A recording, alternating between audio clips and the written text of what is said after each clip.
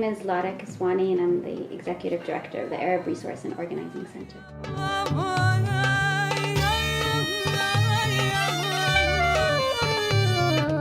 So AROC works to empower the Arab and Muslim community in the Bay Area and to address the social, economic, and political impacts of anti-Arab racism.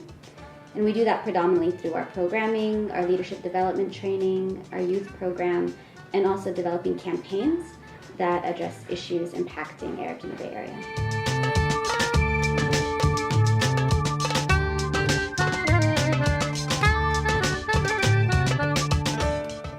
Given the climate of really alienation of all immigrants and impacted communities in the United States, it's important to have a space for people to come together and feel like they also can identify with one another through a shared experience. So what AROC entails is really doing that kind of work, carving out that space for our community, providing a service, a direct service, that's our immigration service.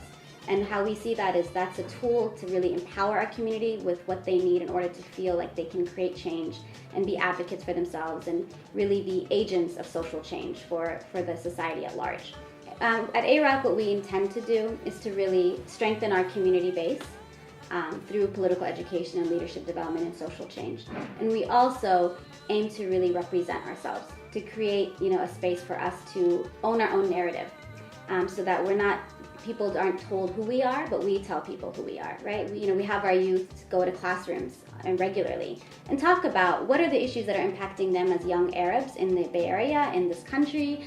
What are they seeing in their classrooms? What are their families facing? What was it like to be born here in the United States and not be able to return to your homeland where your parents were born? What's it like to grow up not seeing your country on a map? These are the simple things that a lot of Arab youth have to face on a daily basis and things that aren't necessarily talked about.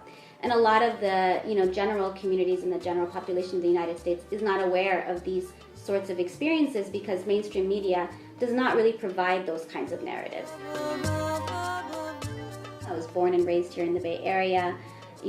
I have been exposed to things I would otherwise not have been exposed to because I was born and raised here, so I place great value there. But I see myself as a Palestinian Arab because my parents were forced to migrate. It wasn't by choice that I'm here. And I'm, while I value my ability to be here and I acknowledge my privilege in living in the United States, I also work really hard and diligently to maintain that Arab identity, both to reassert our right to self-determination, but also to maintain that sense of culture and history that has been, attempted to be taken away from us over the course of the last century.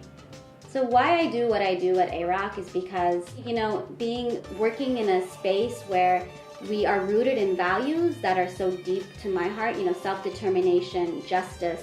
These are things that I think inherently I would love to see everywhere in every space, and I can come into work every day and know that we all share those principles and values, and all our work is guided through those principles and values.